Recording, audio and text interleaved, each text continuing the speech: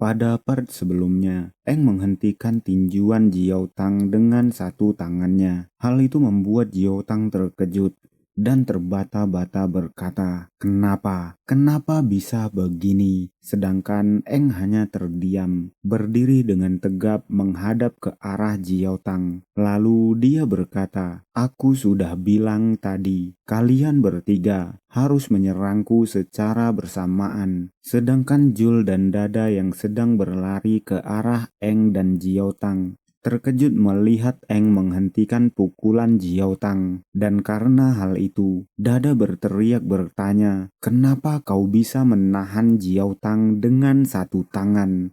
Itu mustahil. Seberapa banyak kau berkembang di luar sana?" Sedangkan Kapten Jul yang hanya diam, tiba-tiba mengeratkan kakinya lalu berteriak berkata, "Gunakan energi maksimal inti. Kita hantam dengan kekuatan penuh." Mendengar itu, Dada juga melakukan hal yang sama. Mengeratkan pijakannya, mereka melompat tinggi ke arah Eng.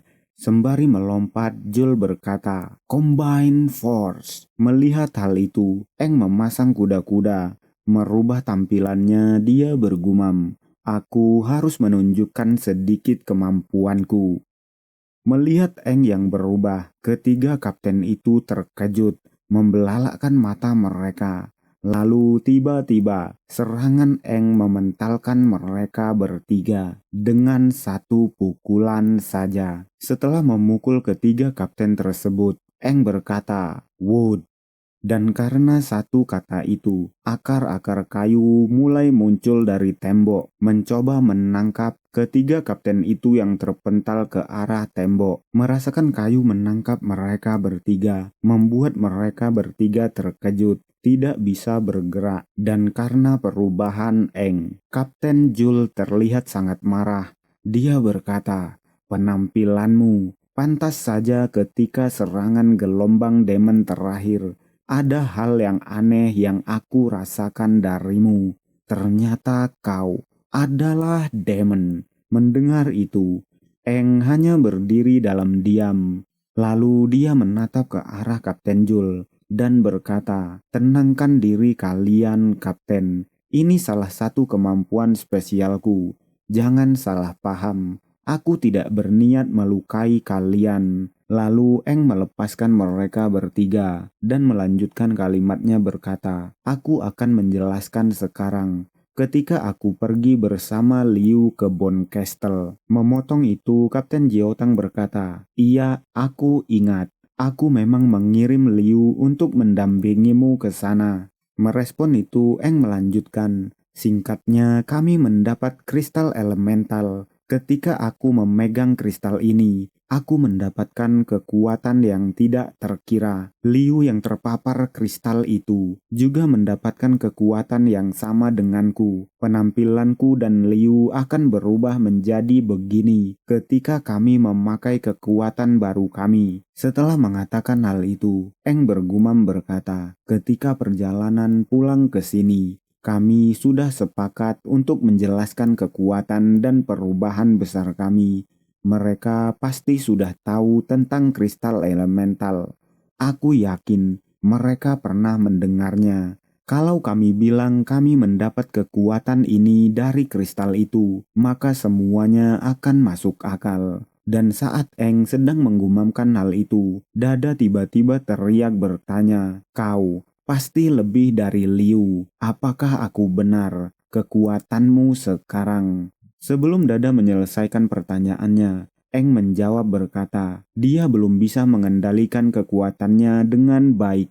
Motif inti miliknya adalah 4. Dia harus banyak berlatih untuk menguasai kekuatannya sepenuhnya. Mendengar itu, membuat ketiga kapten itu terkejut. Lalu Dada berteriak bertanya, "Kau sendiri, sudah motif berapa kau sekarang?" "Tidak mungkin. Motifmu setara dengan Liu." Mendengar pertanyaan itu, Eng mulai merubah tampilannya kembali ke tampilan manusia. Lalu dia terdiam, memperlihatkan dadanya dengan inti 5 berwarna merah. Eng berkata, "Aku tak yakin kalian akan mempercayaiku. Sekarang motifku sudah 5." Melihat itu, ketiga kapten itu sekali lagi terkejut, dan Eng hanya bisa bergumam berkata, dengan kekuatan elemen petir putih, "Setidaknya aku bisa sedikit lebih kuat dari sebelumnya." Melihat motif 5 di dada Eng, Kapten Jul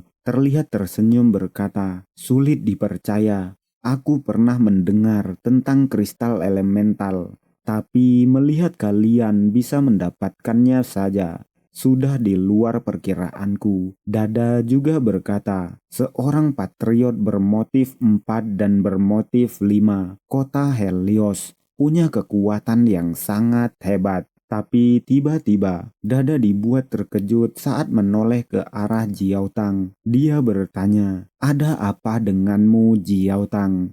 Sedangkan Jiao Tang yang hanya terdiam. Walau mendengar pertanyaan dari Dada, dia tetap terdiam. Melihat Kapten Jiao Tang yang hanya berdiam, Eng memanggil namanya. "Kapten Jiao Tang," merespon Eng. Jiao Tang memejamkan matanya, lalu berkata, "Kau mengingatkanku dengan adikku bertahun-tahun yang lalu. Ketika adikku seusia denganmu, kota Helios dibanjiri dengan demon yang tak terkira. Adikku menjadi salah satu korban demon. Ketika aku menemukannya, dia sudah tidak bernyawa. Setelah tragedi itu, aku berjanji untuk menjadi kuat demi melindungi orang-orang di sekitarku. Sebagai seorang prajurit, semakin besar kekuatan yang kumiliki, semakin besar tanggung jawab yang harus kupikul." Mendengar itu, Liu menatap ke arah Jiao Tang dengan tajam.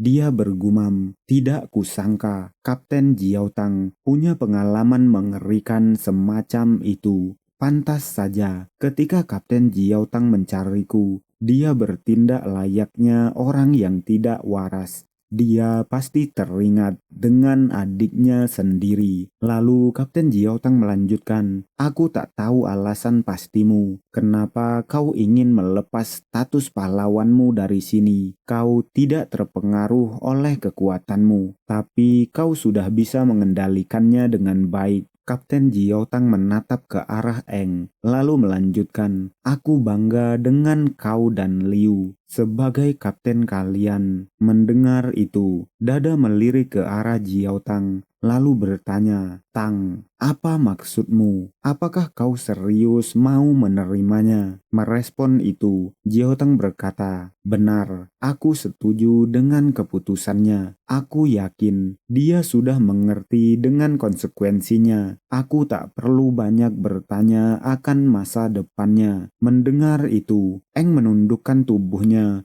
memberikan hormat kepada Jiao Tang. Dia berkata, "Terima kasih banyak, Kapten Jiao Tang." Lalu kita dibawa ke gerbang kota Helios. Eng mengendarai mobil menjauh dari kota Helios, sedangkan ketiga kapten hanya terdiam melihat kepergian Eng. Lalu saat Eng sudah jauh, Dada berkata, "Aku tak yakin dengan keputusan ini." Ketika pertama kali dia bergabung, dia terlihat sangat lemah dibandingkan peserta yang lain. Kini perubahannya sungguh di luar nalar. Kali ini akan sehebat apa dia berkembang nantinya. Merespon itu, Kapten Jul memejamkan matanya. Dia berkata, "Bocah itu benar-benar mengerikan. Kita tak bisa menahannya di sini. Aku merasakan eksistensi yang besar dari dirinya. Namanya juga sama dengan sosok agung tersebut. Sosok yang akan mengubah manusia." Merespon itu, sembari menatap kepergian Eng, Jiao Tang berkata, "Mungkin di masa depan dia akan melampauinya. Pertumbuhannya akan sangat pesat dan panjang." Lalu kita dibawa berpindah ke tempat di mana Eng berada. Mengendarai mobilnya menjauh dari kota Helios. Di tengah perjalanan, Eng bergumam, "Untuk mengamankan misi penyelamatan desa, setidaknya aku harus naik ke motif 6 terlebih dahulu." Seingatku ada sarang demon di dekat sini. Semakin tinggi motif yang aku raih, akan meningkatkan keberhasilan misi penyelamatan ini. Tapi tiba-tiba, dia dikejutkan oleh sesuatu di bagasi mobilnya. Melihat bagasi itu bergerak, dia bergumam bertanya-tanya, kenapa bisa kotaknya bergerak sendiri? Dan tiba-tiba, seseorang memukul kotak itu, membuka tutupnya, membuat Eng sangat terkejut. Juga terdengar suara dari dalam kotak itu berkata, "Membosankan, pengap sekali. Untuk bernafas saja sudah sangat sulit." Yu yang mengatakan hal itu. Dia juga melanjutkan berkata, "Seharusnya kau bilang dari awal, Liu." Lalu dia berteriak ke arah Eng berkata, "Dasar kau Eng, keras kepala sekali kau. Sebenci itukah kau dengan kami, sampai rela meninggalkan kami?" Lan terlihat salah tingkah, sedangkan Liu terlihat tersipu hanya terdiam. Lalu Eng yang menyadari mereka bertiga mengikutinya. Dengan suara gemetar dia berkata, "Kalian!" Lalu dia berteriak sangat keras berkata, "Kenapa kalian mengikutiku?"